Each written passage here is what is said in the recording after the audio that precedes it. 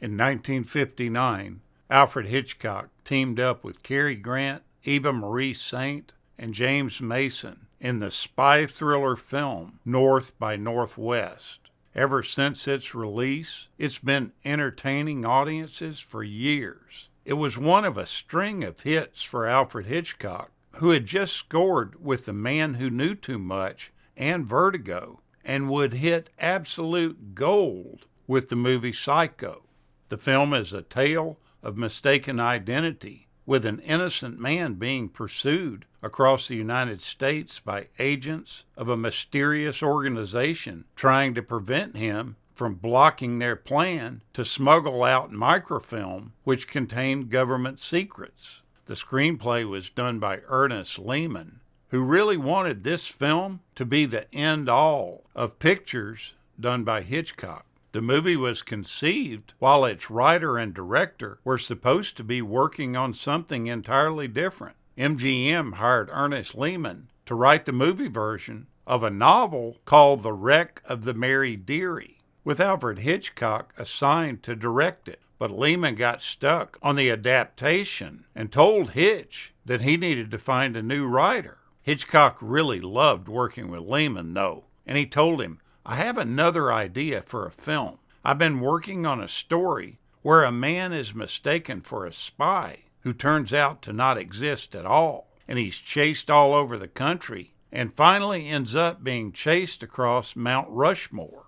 The two ended up going from this point to developing the film there, but they'd neglected to tell MGM that they had changed courses. When the studio bosses found out about it, they wisely let Hitch and Lehman do their own thing. Jimmy Stewart was very interested in the starring role in the movie. He begged Alfred Hitchcock to let him play Thornhill. Stewart had been in 4 Hitchcock movies at this point, and he really wanted to be in a 5th. Hitchcock completely loved him, but he didn't think he was right for this debonair role of Roger Thornhill. He, from the onset, wanted Cary Grant for the part, but he didn't want to hurt Stewart's feelings. So he decided to wait until Stewart was committed to another film before casting the role. Cary Grant was completely confused during the filming of the movie. He had no idea what was going on. He found the screenplay baffling, and midway through the filming, he told Hitchcock that this is a terrible script. He said that I've already done a third of the picture, and I still can't make heads or tails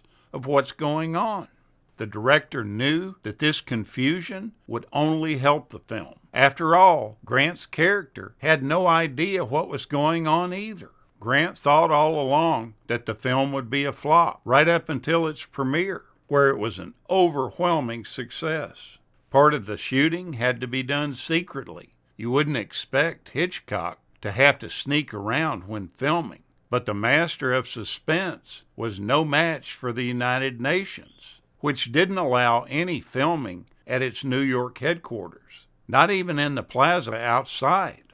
So in order to get the shots where Grant walks into the building, Hitchcock hid a camera in a nondescript truck and filmed in secret from across the street. Hitchcock got really frustrated with the cost and inefficiency that he incurred while paying the police for protection again and again while shooting on location in New York. He often called them New York's worst. After he did this in an interview, when the crew went to their next location shoot, the Plaza Hotel, there was no police protection present. They wanted to teach old Hitchcock a lesson. The U.S. Department of Interior was and still is very careful about preserving the sanctity of the Mount Rushmore Monument in South Dakota. Hitchcock was given permission to film on the site, but only if he promised not to depict any acts of violence taking place on the president's faces, or to let the actors be disrespectful around any of their heads. Just before the Mount Rushmore shoot was scheduled to begin, the director described his intentions to a local newspaper reporter in a way that suggested he was going to let the cast frolic on Lincoln's face after all. When the Interior Department learned of this, they yanked Hitchcock's permit immediately on the grounds of desecration. They were allowed to spend a day filming in the parking lot and in the memorial's cafeteria. That's where Eva Marie Saint shoots Cary Grant. And they were also able to get plenty of footage of the memorial without the actors from a variety of angles. The bulk of the climatic scene was shot on a very realistic mock-up of Mount Rushmore in L.A., but it also proved to be problematic as well. Hitchcock's team did such a good job, people believed the climax really had been filmed on Mount Rushmore.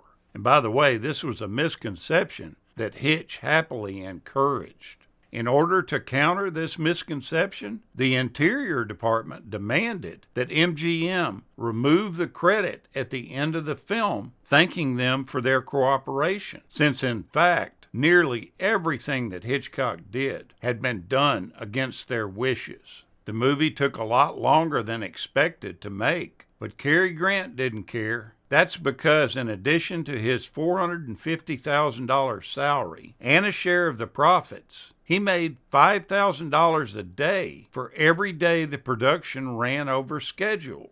And it did run over schedule. Shooting hadn't even begun yet when Grant's 7 weeks were up, and the daily bonuses started kicking in. This lasted for 78 days, or about $390,000 worth. People have often wondered what the title really meant. Some people assumed it was a reference to a line from Hamlet, but Hitchcock and Lehman said it had nothing to do with that. It was really pretty simple. They both noticed that the action started in New York, then moved to Chicago, then South Dakota, and in an earlier draft it was supposed to go to Alaska, which made it move in a northwesterly direction.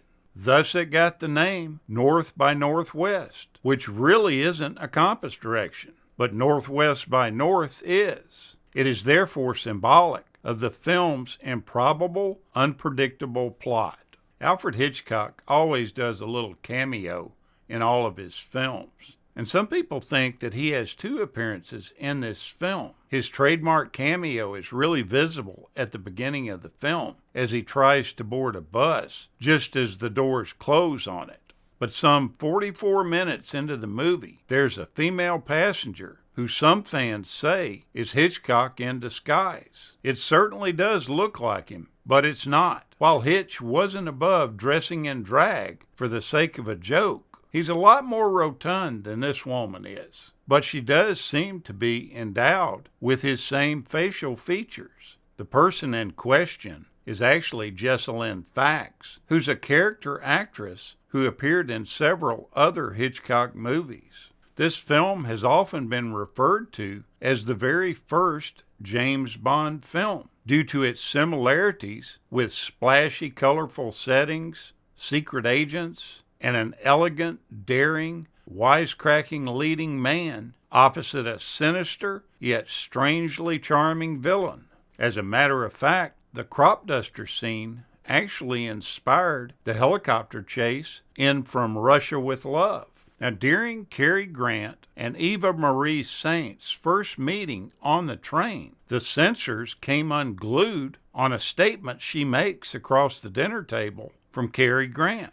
In the final cut of the film, she makes the statement, "I never discuss love on an empty stomach." But it's pretty obvious when you watch her mouth, that's not actually what she's saying. In the original take, she said, "I never make love on an empty stomach." The censors at the studio went nuts. They considered this way too saucy for a respectable movie like this. So they had Miss Saint go back in and redub that line before they would give their okay on it.